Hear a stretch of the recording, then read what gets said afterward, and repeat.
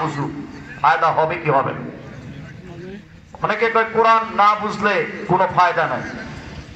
আগে কোরআন পড়তে হবে, তারপর বুঝতে হবে, তারপর নিজের জীবনে আমল করতে হবে। তা আমাদের অভ্যাস হয়ে গেছে আমরা কোরআন শুধু তেলাওয়াত করি। রমজান মাস আসলে 10 খতম কোরআন, 18 খতম কোরআন, 30 খতম কোরআন, খতমের হিরিক পড়ে যায়। সারা বছর কোরআনের সাথে আমার কোনো সম্পর্ক নেই। অথচ সাহাবায়ে কেরাম কোরআন তেলাওয়াত করতেন, এক একটা আয়াত নিতেন আর সারা জিন্দেগির জন্য আমল করতেন, বাস্তবে সেটা পরিণত করতেন। রাস্তায় যখন চলাচল করতেন মানুষ অনুধাবন করত, মনে হয় একটি জীবন্ত কোরআন হেঁটে হেঁটে যাচ্ছে। সাহাবায়ে কেরামদের ক্যারেক্টার। সম্মানিত হাজিরিন, কোরআন যখন তেলাওয়াত হবে আল্লাহ রাব্বুল আলামিন বলেন,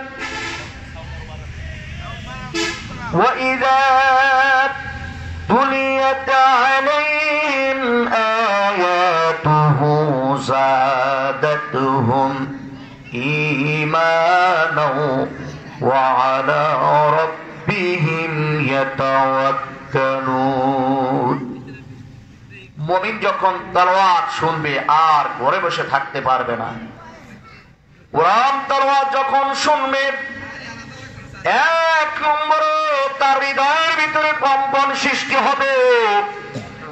2 নম্বরে কোরআন তেলাওয়াত শোনার পর আল্লাহর ভয়ে তার অশ্রু গড়াতে থাকবে, সুবহানাল্লাহ, আর ভরসা করবে আল্লাহর উপরে। ছোট্ট একটি আয়াতে কারিমা আপনাদের সামনে তেলাওয়াত করছি, সূরা তাহা থেকে। আল্লাহ রাব্বুল আলামিন নবীর উপরে কোরআন যখন নাজিল করলেন, আল্লাহর নবীর উপর কোরআন যখন আসলো, আল্লাহ তাআলা নবীকে মেসেজ দেন, নবীকে সাহস দেন, নবী গো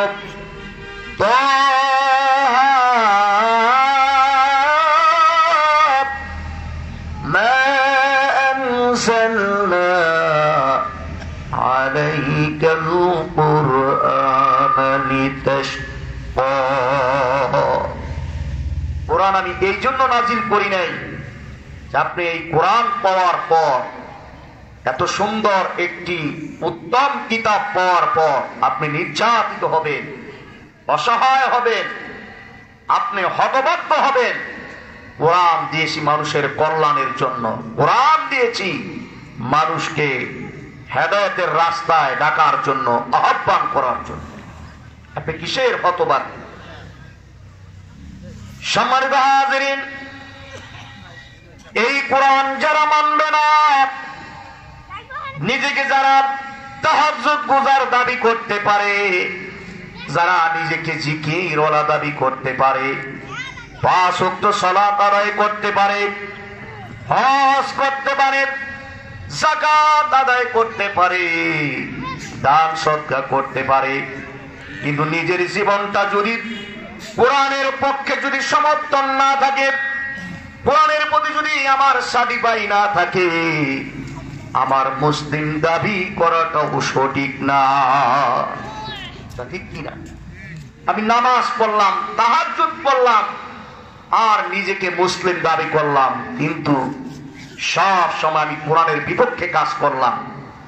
আমার রায়, আমার সাটিফাই, আমার পক্ষ তাগুতের পক্ষ হয়, আর কোরআনের বিপক্ষে আমি সব সময় কাজ করলাম। আপনার নামাজ পড়ি কি, আর যাকাত দিয়ে কি, হজ করলে কি, আর রোজা রাখলে কি, যদি আপনার পক্ষ যদি কোরআনের পক্ষে না থাকে, কোরআনের বিপক্ষে যদি কাজ করেন, একটা সেজদাও আল্লাহর কাছে কবুল হবে। আপনাকে কাজ করতে হবে কোরআনের পক্ষে। কোরআন আছে যেখানে, আমরা আছি সেখানে, কথা ঠিক কিনা বলেন? অথচ এই পৃথিবীতে যত রাসূল নবী আল্লাহ তাআলা প্রেরণ করেছেন, সমস্ত নবীদের মিশন, সমস্ত নবীদের লক্ষ্য উদ্দেশ্য ছিল একটা। আল্লাহ তাআলা স্পষ্ট জানাই দিলেন, ওয়ালাকাদ বা'আসনা ফি কুল্লি উম্মাতির রাসূলান আন ইয়াবুদুল্লাহ ওয়াজতানিবুত তাগুত। সমস্ত নবী রাসূল প্রেরণ করার একটাই উদ্দেশ্য, আন ইয়াবুদুল্লাহ, আল্লাহর ইবাদত করো, আল্লাহর দাসত্ব করো, আর ওয়াজতানিবুত তাগুত, তাগুতকে বর্জন করো, তাগুতকে ডিলিট করো, তাগুতকে ছেড়ে দাও। কিন্তু নামাজ পড়তেছি 5 ওয়াক্ত, পীরের মুরিদ, কিন্তু ভোটের সময়, নির্বাচনের সময় আবার রায় হয় তাগুতের পক্ষে, কুফরির পক্ষে। কথা ঠিক কিনা বলে?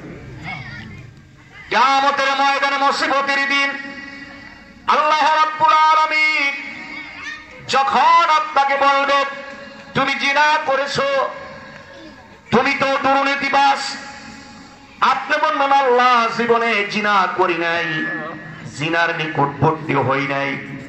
আল্লাহ তাআলা বলেন আমিও জানি তুমি জিনা করো নাই, ব্যভিচার করো নাই, কিন্তু তোমার ভোটের কারণে যে রাষ্ট্রপ্রধান হয়েছে, তোমার একটা রায়ের কারণে জিনার মতো একটা লাইসেন্স প্রতিষ্ঠা করেছে।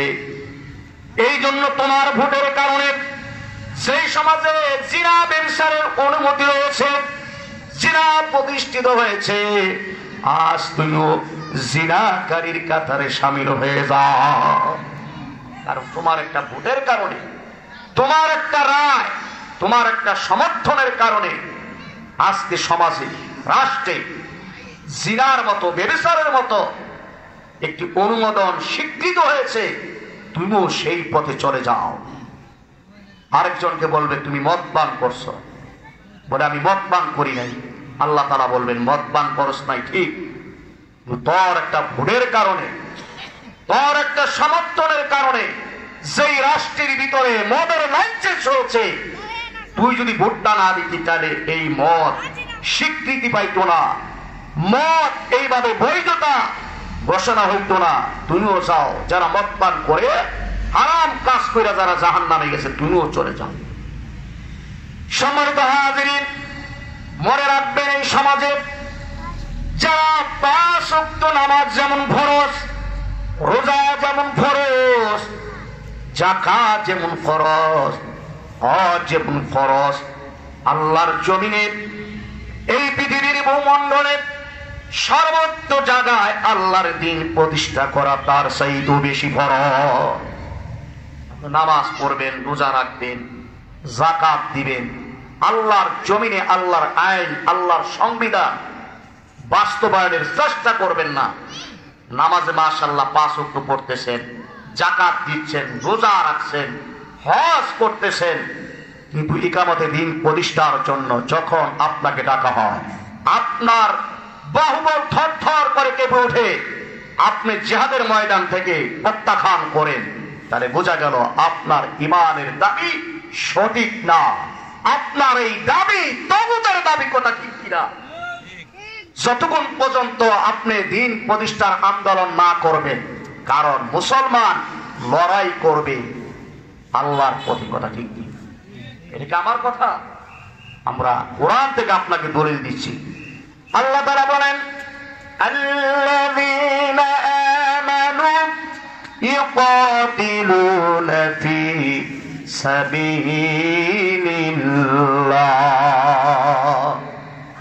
যারা মুমিন, যারা ঈমানের দাবিতে বলিয়ান, যারা তাওহীদে বিশ্বাসী, আল্লাহর একত্ববাদে বিশ্বাসী, তারা জিহাদ করবে, লড়াই করবে আল্লাহর পথে। কার পথে? আল্লাহর পথে।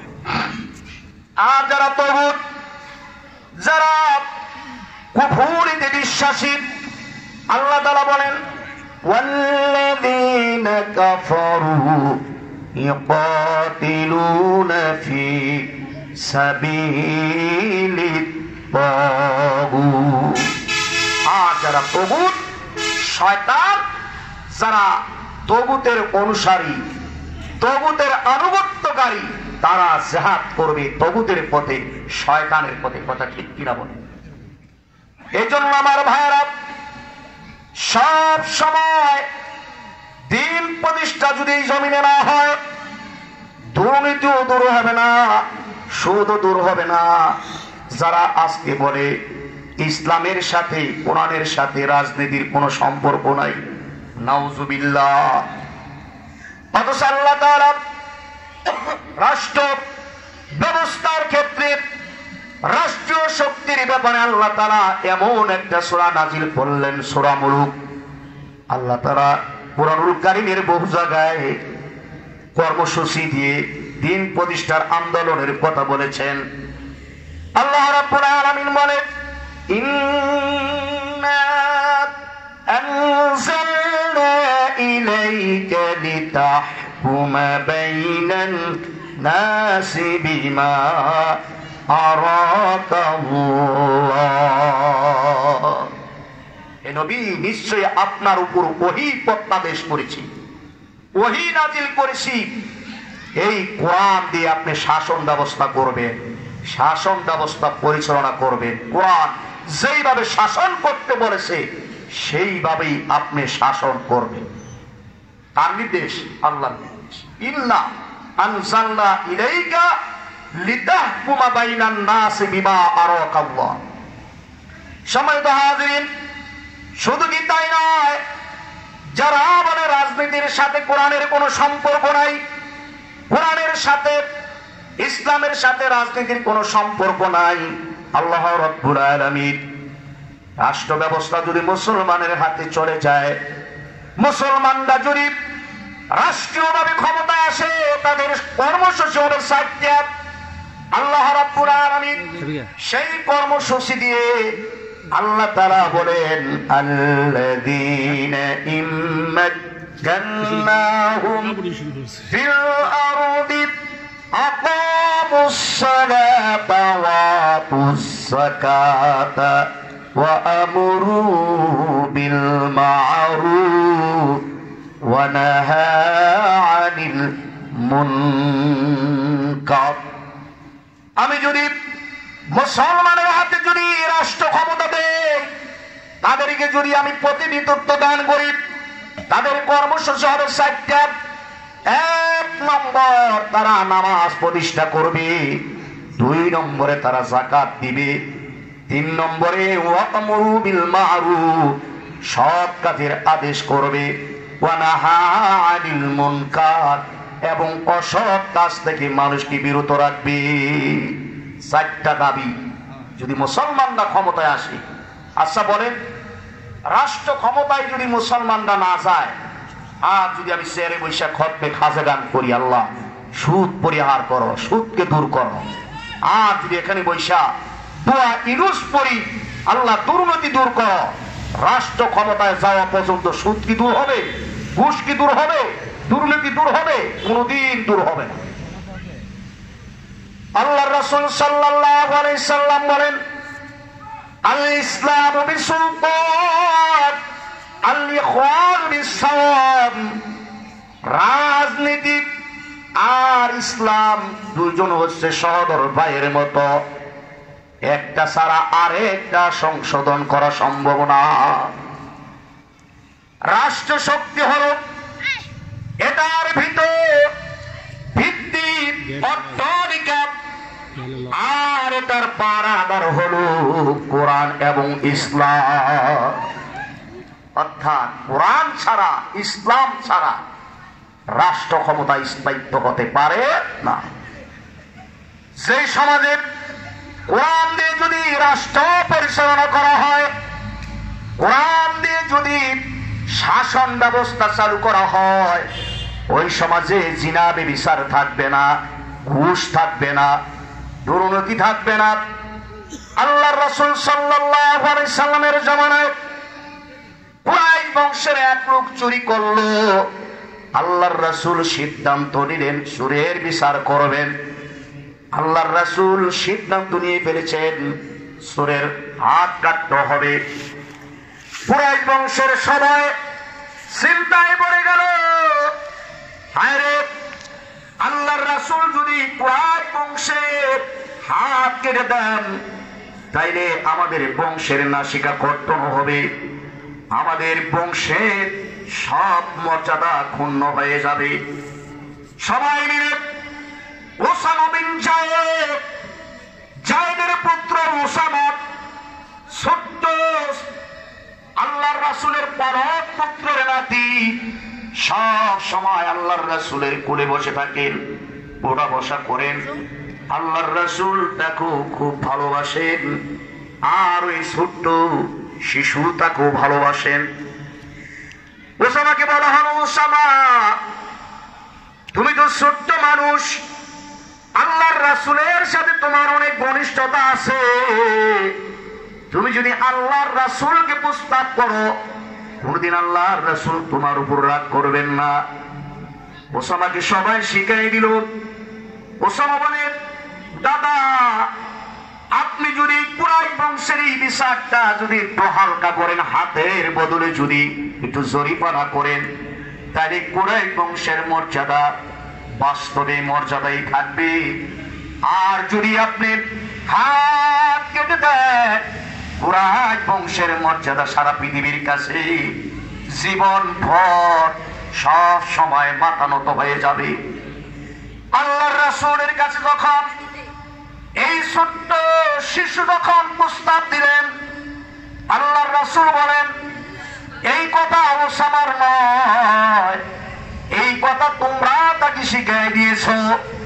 শুনে রাখো কুরাইশ বংশের লোকেরা, শুনে রাখো আমার বংশের যারা আছো, আমার সম্প্রদায়ের লোকেরা, এই চুরির অপরাধে আমার পরিজার টুকরা, আমার হৃদয়ের স্পন্দন ফাতেমাও যদি চুরি করে, আমি আল্লাহর রাসূল কোরআনের বিচার থেকে এক চুল পরিমাণ পিছপা হব না। আমি ফাতেমাও যদি চুরি করে, সেই অপরাধে তার হাতকে আমি কেটে দিতাম। সম্মানিত হাজিরিন, যারা বলে কোরআনের সাথে আর রাজনীতির সাথে কোনো সম্পর্ক নাই, আমি তাদেরকে বলবো আপনার এই মুহূর্তে ঈমান না। আর এই কথাটা যারা সমর্থন করবে তাদেরও ঈমান নয়। আল্লাহ তাআলা এই পৃথিবীতে আপনাকে আমাকে প্রেরণ করছে কি জন্য বলেন? শুধু ইবাদতের জন্য? ইবাদতের জন্য তো ফেরেশতারই যথেষ্ট ছিল। কি বলেন? ফেরেশতারা ইবাদত করছে। ইবলিস সারা পৃথিবীতে এমন কোন জায়গা নাই, তিল পরিমাণ ফাঁক ফুকর নাই, ইবলিস সাজদা করে নাই। ইবলিস সাজদা করতে করতে করতে সে ফেরেশতার মর্যাদায় পরিণত হয়েছিল। একটা হুকুম অমান্য করার কারণে সে অভিশপ্ত ইবলিসে পরিণত হয়েছে। তাহলে আপনি আমি আল্লাহর হুকুম প্রতিনিয়ত কত হাজার আয়াত অমান্য করতেছি। এক কাদিয়ানী যদি আমার নবীকে খাতামুন নবী না মানার কারণে যদি কাফের হইতে পারে, খাতামি এই তিনটা শব্দের দাবি না মানার কারণে যদি কাদিয়ানী কাফের হইতে পারে, তাহলে আপনি আমি কুরআনুল কারীমের কত হাজার আয়াত আছে আর কয়টা অস্বীকার করতেছি। আমার আপনার নামটা আদম শুমারিতে মুসলমান হওয়া সত্ত্বেও আমরা প্রকৃত মুসলমান হতে পারি না। সম্মানিত হাজিরিন, যে কথা আমি বলতেছিলাম, আপনাকে আমাকে আল্লাহ তাআলা পৃথিবীর জমিনে এই ভূমণ্ডলে আল্লাহ তাআলা সৃষ্টি করে তার উদ্দেশ্য ছিল, وَإِذْ قَالَ رَبُّكَ لِلْمَلَائِكَةِ إِنِّي جَاعِلٌ فِي الْأَرْضِ خَلِيفَةً। আল্লাহ রাব্বুল আলামিন ফেরেশতাদেরকে বললেন, ও ফেরেশতারা, আজ আমি পৃথিবীতে প্রতিনিধি প্রেরণ করব, যারা আমার পক্ষ থেকে খলিফা হবে। আপনাকে আমাকে প্রেরণ করার একমাত্র লক্ষ্য উদ্দেশ্য হলো আল্লাহ তাআলা এই পৃথিবীতে আমাদের দ্বারা খেলাফত প্রতিষ্ঠা করবে, খেলাফত প্রতিষ্ঠা করবে, দ্বীন প্রতিষ্ঠা করবে। সম্মানিত হাজিরিন, এই কথা বলার পরে ফেরেশতারা বললেন, ওয়ালা আতাজআলু ফিহা মান ইফসিদু ফিহা ওয়া ইউসফিকু দিমা। ফেরেশতারা বললেন, আল্লাহ আপনি এমন এক জাতি, এমন এক সম্প্রদায় তৈরি করতে যাইতেছেন যে জাতি অনর্থ সৃষ্টি করবে, মারামারি করবে, দাঙ্গামা করবে, ভাষা সৃষ্টি করবে। আল্লাহ রাব্বুল আলামিনের ফেরেশতারা বললেন ওয়া নাহনু নুসাব্বিহু বিহামদিকা ওয়া নুকদ্দিসু লাক। আমরা তো আপনার গুণ কীর্তন করার জন্য, আপনার তাসবিহ তাহলিল করার জন্য আমরাই তো যথেষ্ট। আপনি আবার কোন জাতি পৃথিবীতে তৈরি করবেন? এক জাতি তৈরি করছেন যারা পৃথিবীতে অনর্থ সৃষ্টি করছিল, ফাসাদ সৃষ্টি করছিল। আপনি আবার নতুন করে এমন জাতি তৈরি করতে যাচ্ছেন, তারা আবার কোন জাতি? আল্লাহ তাআলা বুঝতে পারলেন, হয়তো ফেরেশতারা ভয় পাইতেছেন যে আল্লাহ তাআলা আমাদেরকে সেই উদ্দেশ্যে সৃষ্টি করছেন, আমরা কি সেই দায়িত্বের ব্যাপারে অপারগ, ব্যর্থ? এই জন্য হয়তো ফেরেশতারা এই কথা বলেছেন। আল্লাহ তাআলা সাথে সাথে জানাই দিলেন ক্বালা ইন্নী আ'লামু মা লা তা'লামুন। হে আল্লাহ, আল্লাহ তাআলা বললেন ও ফেরেশতারা, আমি যা জানি তোমরা তা জানো না।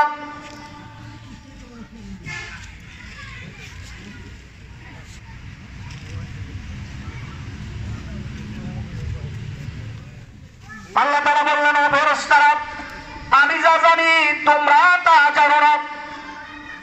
ও ফেরেশতারা, এই বস্তুর নামগুলো বলে দাও। ফেরেশতারা একটা নামও বলতে পারলেন না। আদমকে বললেন আদম, তুমি এই নামগুলো বলে দাও, বস্তুর নামগুলো বলে দাও। আদম আলাইহিস সালাম সব কিছুর নাম স্পষ্ট করে দিলেন। আল্লাহ তাআলা বললেন ও ফেরেশতারা, এবার বুঝো আমি পৃথিবীতে কি জন্য মানুষ সৃষ্টি করেছি। আমাদের একটা কথার থেকে দুইটা কথার থেকে ফিরে আসতে হবে। দুইটা কথা এতদিন যারা বলেছে, নতুন করে কালেমা পড়েন, তওবা করেন। কারণ আমরা আমাদের পরিচয় বাঙালি নয়, আমাদের পরিচয় মুসলিম, কথা ঠিক কিনা? কারণ এই বাঙালি হওয়ার আগে পৃথিবীতে কোরআন আগে না বাঙালি আগে? আমাদের পরিচয় হবে মুসলমান, আমরা মুসলিম। আর এতদিন বলেছেন জাতির পিতা, যাই বলেছেন আজ থেকে গলা উঁচু করে আমাদেরকে স্পষ্ট জবানে বলতে হবে জাতির পিতা হযরত ইব্রাহিম আলাইহিস সালাম। এই কথা কি আমার না কোরআন? আল্লাহ তাআলা বলেন মিল্লাতা আবিকুম ইব্রাহিম ওয়া সাম্মাকুমুল মুসলিমিন। আমাদের মুসলমানের জাতির পিতা হযরত ইব্রাহিম আলাইহিস সালাম, আমাদের নাম আমরা মুসলিম। এই কথা বলতে কোনো ভয় পাওয়ার কোনো কারণ না, সিংহের মতো বলতে হবে আমরা মুসলমান, আমার বাবা মুসলমান, মুসলমানের ঘরে আমাদের জন্ম। কথা ঠিক কিনা বল? আল্লাহ তাআলা ধরে ধরে আপনাদেরকে ইসলামের পথে আনছেন। আপনি ইসলামে আনতে পারেন, আপনি ইসলামের আহ্বান করতে পারেন না, আল্লাহ তাআলা আপনার উপর খাস রহমত নাজিল করছে। কথা ঠিক কিনা? আর মুসলমান তো দূরের কথা, আপনি যখন উল্লেখযোগ্য কিছুই ছিলেন না, সেই সময় আল্লাহ তাআলা আপনাকে সৃষ্টি করে কি করলেন? আল্লাহ তাআলা বলেন হাল আতা আলাল ইনসানি হিনুম মিনাদ দাহরি লাম ইয়াকুন শাইআম মাযকুরা। আল্লাহ তাআলা বলেন মানুষের জীবনে এমন একটা সময় গিয়েছিল, সে উল্লেখযোগ্য কিছুই ছিল না। আমি আল্লাহ তাআলা কি করলাম? পুত্র এবং মা বাবার পরিচয় দিয়ে পৃথিবীতে প্রেরণ করলাম। আপনারা কোরআন মানেন চাই না মানেন, রূহের জগতে কিন্তু একটা স্বীকারোক্তি দিয়ে আসছিলেন, প্রতিশ্রুতি দিয়ে আসছিলেন। আল্লাহ তাআলা যখন আপনাকে জিজ্ঞাসা করলেন আলাস্তু বিরব্বিকুম, আমি কি তোমাদের রব নই? আমি কি তোমাদের গড নই? আমি কি তোমাদের স্রষ্টা নই? এই প্রশ্ন আমরা না করলেও পারতেন। এই প্রশ্ন যদি না করতেন, কিয়ামতের ময়দানে আল্লাহ তাআলা যদি জিজ্ঞাসা করতেন আমি কি তোমাদের রব নই, আমরা বলতাম হ্যাঁ আপনি আমাদের রব। কিন্তু প্রশ্ন কেন করবেন? আলাস্তু বিরব্বিকুম, আমি কি তোমাদের রব নই? সেদিন আপনারা সমস্বরে বলেছিলেন ক্বালু বালা, আপনি আমাদের রব। আপনি আমাদের স্রষ্টা। এই জবানবন্দি নেওয়ার একমাত্র কারণ হলো কিয়ামতের ময়দানে মুসিবতের দিন আল্লাহ যখন আপনাকে জিজ্ঞাসা করবে মার রব্বুকা, তোমার রব্বে, তখন যেন আপনি না বলতে পারেন আল্লাহ কোন রবের কথা জিজ্ঞাসা করতেছেন। রব বলতে কোনোদিন কিছু শুনি নাই, কেউ আমাদের কাছে যায় নাই। রব কাকে বলা হয় এই প্রশ্নের জবাব কেউ আমাদের থেকে আজ পর্যন্ত নেয় নাই। এই কথা যেন বলার অবকাশ না থাকে, এজন্য আল্লাহ তাআলা রূহ ফুঁক দিয়ে প্রত্যেক ব্যক্তির থেকে জবানবন্দি নিয়েছে, সবার কাছ থেকে এই জবানবন্দি নিয়েছে। আপনি আইন না মানার কোনো সুযোগ নাই, আপনি আল্লাহর দোষ দিবেন সেই দোষ দেওয়ার সুযোগও নাই। সম্মানিত হাজিরিন, এই জন্য কোরআনের বিরুদ্ধে যারা আচরণ করেছে, কোরআনের বিরুদ্ধে যারা কথা বলেছে, যারা কোরআনের কথা বলেছে তাদেরকে জেলে ভরে ফাঁসির কাষ্ঠিতে ঝুলিয়েছে। কোরআনের কথা বলার কারণে নির্দোষ মানুষটি জেল খাটিয়েছে। কোরআনের কথা বলার কারণে মানুষকে জঙ্গি বলে গালি দিয়েছে। কিয়ামতের ময়দানে আল্লাহ আদালতে তাদেরকে আসামি হতে হবে, কথা ঠিক কিনা? যারা কোরআনের কথা বলেছে কি অপরাধ ছিল? আমার সবচেয়ে প্রিয় মানুষ, আমি সেই দল করি না, আল্লামা দেলোয়ার হোসেন সাঈদী রহমতুল্লাহ আলাইহি সারাটা জীবন যার কোরআনের কথা শুনে বহু খ্রিস্টান মুসলমান হয়েছে। হিন্দু পর্যন্ত বলেছে যে একটা ডিমের ভিতরে লাল কুসুম যেমন নিরাপত্তা লাভ করে, আমরা আল্লামা দেলোয়ার হোসেন সাঈদীর আমলে যতদিন সংসদ সদস্য ছিলেন আমরা তার চাইতে বড় নিরাপত্তায় ছিলাম। যারা তাকে দর্শনকারী বানিয়েছেন, যারা তাকে দুর্নীতিবাদ বানিয়েছেন, আর এই কথাগুলো যারা বিশ্বাস করেছেন, একজন নিরীহ মাজলুম আলেমের ব্যাপারে তওবা করেন, আল্লাহর কাছে মাপ চান। নসেদ কাল কিয়ামতের ময়দানে আল্লামা দেলোয়ার হোসেন সাঈদী হবে বাদী আর আপনারা সকল হবেন আসামি। আর আল্লামা মামুনুল হক তাকে নির্যাতনের স্টিম রোলার ব্যবহার করা হয়েছে। শায়েখে সরমানায় কি অপরাধ ছিল? তার মুখে রক্তাক্ত করে দিয়েছে। যে জাতি কোরআনের উপর ভক্তি ভোর জারি করেছে 16 বছর, আল্লাহ তাদেরকে চিরতরে কিয়ামত পর্যন্ত দেখবেন ভক্তি ভোর জারি করে। রাজনীতির কথা বলতেছি না, বাস্তব চিত্র যেটা তুলে ধরছি। 16 বছর কথা বলেছে আসমানের কথা, আর কবরের নিচে কি হয় সেই কথা, জমিনের ওয়াজ একটাও হয়। সম্মানিত হাজিরিন, এই জন্য বিশ্বকবি কবি সম্রাট কত সুন্দর করে বলতেছেন, কোরআনের বিরুদ্ধে যারা কথা বলবে, কোরআনকে যারা নষ্ট করতে আসবে, ধ্বংস করতে আসবে, কবি বলতেছেন সতা যা কারা আজল ছেতা ইমরোজ সরাগে মুস্তফা কি সে শরারে বুলা হাবিস। কবি কত সুন্দর করে বলতেছেন যে আবহমান কাল থেকে কোরআন যখন নাজিল হলো, সেই কোরআনের বিরুদ্ধে এক শ্রেণীর মানুষ টর্নেডোর মতো, সিডরের মতো, তুফানের মতো কোরআনের পিছে লাগছে। কোরআন চলতেছে, চলবে, কিয়ামত পর্যন্ত চলবে, কেউ বন্ধ করতে পারবে না, কথা ঠিক কি? এই কোরআন আল্লাহ তাআলা নিজে নাজিল করেছেন, কোরআনকে আল্লাহ তাআলা নিজেই হেফাজত করবেন। ইন্না নাহনু নাযালনা যিকরা ওয়া ইন্না লাহু লাহাফিজুন। কোরআন আমি নিজেই অবতীর্ণ করছি, আর কোরআন আমি আল্লাহ তাআলা নিজেই সংরক্ষণ করব, বলুন না সুবহান। এই জন্য আসুন, কার টুপি সুক্কা, কার টুপি আপনার গোল, কে পাঞ্জাবি গোল পরলো, কে জুব্বা পরলো, এগুলোর দিকে তাকায় না। আমরা আসি এক প্ল্যাটফর্মে কাজ করি, কারণ বিশ্বনবী বলেছেন আল কুফরু মিল্লাতুন ওয়াহিদা, সকল কুফর শক্তি ঐক্যবদ্ধ হবে ইসলামের বিপক্ষে। আসুন সমস্ত ব্যাপারে পড়ে গিয়ে আমরা ইসলামের জন্য কাজ করি। দেখেন, এক যদি কোরআন এক হয়ে থাকে, রাসূল যদি এক হয়ে থাকে, আজকে তাবলীগের ভিতরে এত মারামারি লাগবে কেন বলেন? তাহলে বোঝা গেল আপনার এই দাওয়াত ব্যক্তি কেন্দ্রিক দাওয়াত, আপনার দাওয়াত থাকবে কোরআনের পথে, আপনার দাওয়াত থাকবে হাদিসের পথে, কথা ঠিক কিনা? আল্লাহ তাআলা বলতেছেন ওয়া মান ইউশাকির রাসূলা মিন বাদি মা তাবায়্যানা লাহুল হুদা ওয়াত্তাবিউ গায়রা সাবিলিল মুমিনিনা নুওয়াল্লিহি মা তাওয়াল্লা ওয়া নুসলিহি জাহান্নাম ওয়া সাআত মাসীরা। হে নবী, আপনাকে কোরআন দিয়েছি, কোরআনের মতো একটি হেদায়েত দিয়েছি, গাইডলাইন দিয়েছি। এটাকে ছেড়ে যারা নিজেদের ভ্রান্ত পথে চলবে, নুওয়াল্লিহি, আমি তাদেরকে সেই পথেই চলতে দিব, ওয়া নুসলিহি জাহান্নাম, তাদেরকে গ্রেফতার করে জাহান্নামে নিক্ষেপ করব।